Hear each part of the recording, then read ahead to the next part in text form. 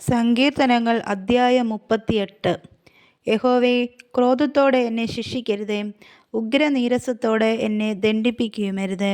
നിന്റെ അസ്ത്രങ്ങൾ എന്നിൽ തറച്ചിരിക്കുന്നു, നിന്റെ കൈ എൻ്റെ മേൽ ഭാരമായിരിക്കുന്നു. നിന്റെ നീരസം ഹേതുവായി എൻ്റെ ദേഹത്തിൽ സൗഖ്യമില്ല, എൻ്റെ പാപം ഹേതുവായി എൻ്റെ അസ്ഥികളിൽ സ്വസ്ഥതയുമില്ല.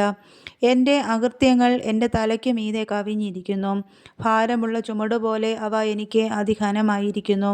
എൻ്റെ ഭോഷത്വം ഹേതുവായി എൻ്റെ വ്രണങ്ങൾ ചീഞ്ഞു നാറുന്നു. ഞാൻ കുനിഞ്ഞ് ഏറ്റവും കൂനിയിരിക്കുന്നു, ഞാൻ ഇടവിടാതെ ദുഃഖിച്ച് നടക്കുന്നു.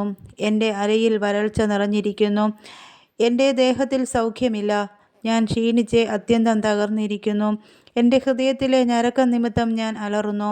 കർത്താവേ, എൻ്റെ ആഗ്രഹമൊക്കെയും നിൻ്റെ മുമ്പിൽ ഇരിക്കുന്നു, എൻ്റെ ഞരക്കം നിനക്ക് മറഞ്ഞിരിക്കുന്നതുമില്ല. എൻ്റെ നെഞ്ചിടിക്കുന്നു, ഞാൻ വശം കെട്ടിരിക്കുന്നു, എൻ്റെ കണ്ണിൻ്റെ വെളിച്ചവും എനിക്കില്ലാതെയായി. എൻ്റെ സ്നേഹിതന്മാരും കൂട്ടുകാരും എൻ്റെ ബാധ കണ്ട് മാറി നിൽക്കുന്നു, എൻ്റെ ചാർച്ചക്കാരും അകന്നു നിൽക്കുന്നു.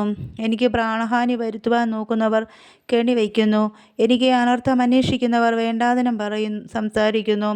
അവർ ഇടവിടാതെ ചതിവ് ചിന്തിക്കുന്നു.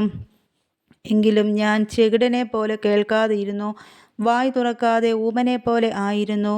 ഞാൻ കേൾക്കാത്ത മനുഷ്യനെ പോലെയും വായിൽ പ്രതിവാദമില്ലാത്തവനെ പോലെയുമായിരുന്നു. യഹോവേ, നിങ്കൽ ഞാൻ പ്രത്യാശ വച്ചിരിക്കുന്നു. എൻ്റെ ദൈവമായ കർത്താവേ, നീ ഉത്തരം അരുളും. അവർ എന്നെ ചൊല്ലി സന്തോഷിക്കരുതേ എന്ന് ഞാൻ പറഞ്ഞു. എൻ്റെ കാൽ വഴുതുമ്പോൾ അവർ എൻ്റെ നേരെ വമ്പ് പറയുമല്ലോ. ഞാൻ ഇടറി വീഴുമാറായിരിക്കുന്നു, എൻ്റെ ദുഃഖം എപ്പോഴും എൻ്റെ മുമ്പിലിരിക്കുന്നു. ഞാൻ എൻ്റെ അകൃത്യത്തെ ഏറ്റു പറയുന്നു, എൻ്റെ പാപത്തെക്കുറിച്ച് ദുഃഖിക്കുന്നു. എൻ്റെ ശത്രുക്കളോ ജീവനും ബലവുമുള്ളവർ, എന്നെ വെറുതെ പകയ്ക്കുന്നവർ പെരുകിയിരിക്കുന്നു.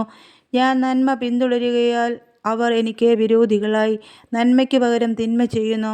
യഹോവേ, എന്നെ കൈവിടരുതേ, എൻ്റെ ദൈവമേ, എന്നോട് അകന്നിരിക്കരുതേ. എൻ്റെ രക്ഷയാകുന്ന കർത്താവേ, എൻ്റെ സഹായത്തിന് വേഗം വരണമേ.